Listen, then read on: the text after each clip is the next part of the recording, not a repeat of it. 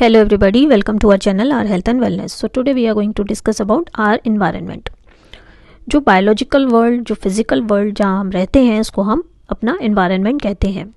Environment में आपकी physical surroundings भी आ जाती हैं, जैसे एयर और एटमॉस्फेयर, वाटर बॉडीज़, सारे ही ऑर्गेनिजम्स जैसे plants, animals, micro organisms, bacteria and fungi, human beings, soil, ये सभी आपके एनवायरनमेंट में आ जाते हैं.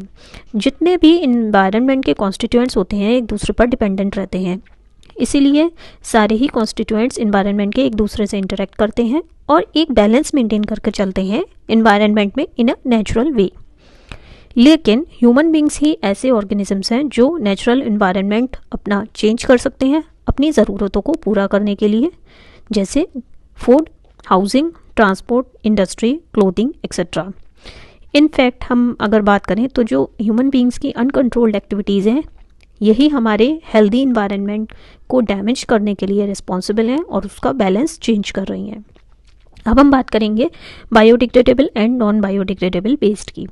जितने भी वेस्ट मटेरियल्स होते हैं जो कि हमारी कई एक्टिविटीज़ से प्रोड्यूस होते हैं या एनिमल्स की एक्टिविटीज़ से प्रोड्यूस होते हैं, वो कुछ हद तक पॉइजनस होते हैं और उनको हम 2 ग्रुप्स में डिवाइड कर सकते हैं. One is biodegradable waste and the another one is non-biodegradable waste. अब ऐसे वेस्ट मटेरियल जिनको फर्दर हम ब्रेक डाउन कर देते हैं इनटू नॉन पॉइजनस सब्सटेंसेस कुछ समय बाद by the action of micro organisms, जैसे कुछ बैक्टीरिया, उनको हम बायोडिग्रेडेबल वेस्ट कहते हैं. एक बायोडिग्रेडेबल वेस्ट नेचुरली डिकम्पोज करता है और वो कुछ समय बाद हार्मलेस हो जाता है.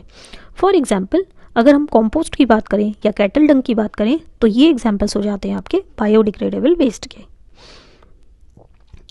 और एग्जाम्पल्स की बात करें तो हो जाते हैं आपके leather, tea leaves, animal bones, wood, wheat, paper, wool, grass, jute, cotton, vegetable peels, fruit peels, leaves, cake, flowers etcetera.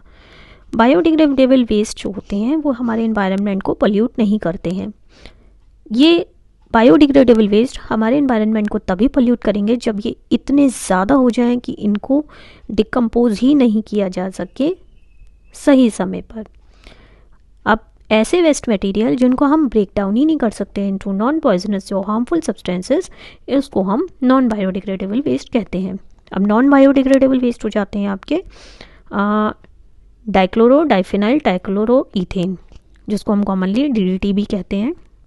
Plastics हो जाते हैं आपके, पॉलीथीन बैग्स हो जाते हैं, सिंथेटिक फाइबर्स हो जाते हैं, ग्लास के ऑब्जेक्ट्स हो जाते हैं या फिर मेटल के आर्टिकल्स ही क्यों ना हो, जैसे आयरन के नेल्स, सिल्वर की फॉइल, रेडियो एक्टिव वेस्ट या फिर एल्यूमिनियम कैन्स.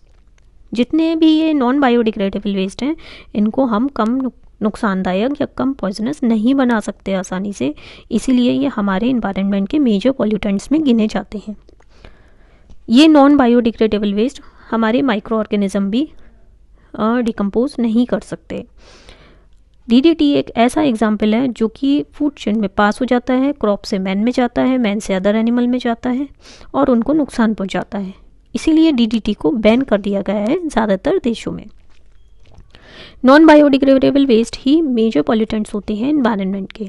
फॉर एग्जांपल, जितने भी प्लास्टिक आर्टिकल्स होते हैं, ग्लास आर्टिकल्स होते हैं या मेटल ऑब्जेक्ट्स होते हैं, ये सभी नॉन बायोडिग्रेडेबल वेस्ट मटेरियल्स होते हैं जो कि हमारी सराउंडिंग में काफ़ी पॉल्यूशन करते हैं. अब हम ये जानेंगे कि कुछ मटेरियल ज़्यादा बायोडिग्रेडेबल होते हैं, कुछ कम होते हैं. अब जैसे माइक्रो ऑर्गेनिजम्स होते हैं या फिर दूसरे माइक्रो ऑर्गेनिज्म, बैक्टीरिया या दूसरे ऑर्गेनिजम्स होते हैं जो हमारे एनवायरनमेंट में नेचुरली रहते हैं, वो कुछ स्पेसिफिक होते हैं अपने एक्शन में. ये क्या करते हैं कि नेचुरल मटेरियल्स या प्रोडक्ट्स को ब्रेक डाउन कर देते हैं, लेकिन जो मैन मेड मटेरियल्स हैं जैसे प्लास्टिक्स, उनको ब्रेक डाउन नहीं करते. इसी प्रॉपर्टी की वजह से कुछ मटेरियल्स बायोडिग्रेडेबल होते हैं जबकि कुछ मटेरियल्स बायोडिग्रेडेबल नहीं होते हैं. अब हम अपने पार्ट में क्या कर सकते हैं? जैसे हम पॉलीथीन का इस्तेमाल करते हैं तो हमें उसे डिसकंटिन्यू करना चाहिए, डिस्करेज करना चाहिए. हमें घर से निकलते समय शॉपिंग बैग्स ले जाने चाहिए, कैरी बैग्स ले जाने चाहिए, लेकिन वो या तो जूट के बने हों, कॉटन के बने हों या फिर पेपर के बने हों, क्योंकि ये बायोडिग्रेडेबल मटेरियल्स होते हैं. प्लास्टिक बैग्स या पॉलीथीन बैग्स इनको अवॉइड करना चाहिए क्योंकि ये नॉन बायोडिग्रेडेबल मटेरियल के बने होते हैं। नेक्स्ट आ जाते हैं हम इकोसिस्टम पर। अब जितने भी लिविंग ऑर्गेनिजम्स होते हैं, चाहे वो प्लांट्स हों, एनिमल्स हों, या आपस में इंटरेक्ट करते हैं, अपने फिजिकल एनवायरनमेंट से भी एक्ट करते हैं, जैसे सॉइल, एयर या वाटर।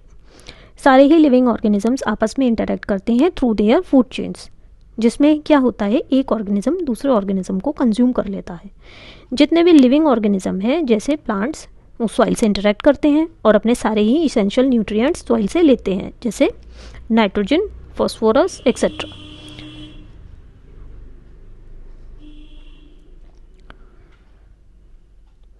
एयर से वो कार्बन डाइऑक्साइड लेते हैं और फोटोसिंथेसिस की प्रोसेस को कैरी आउट करते हैं।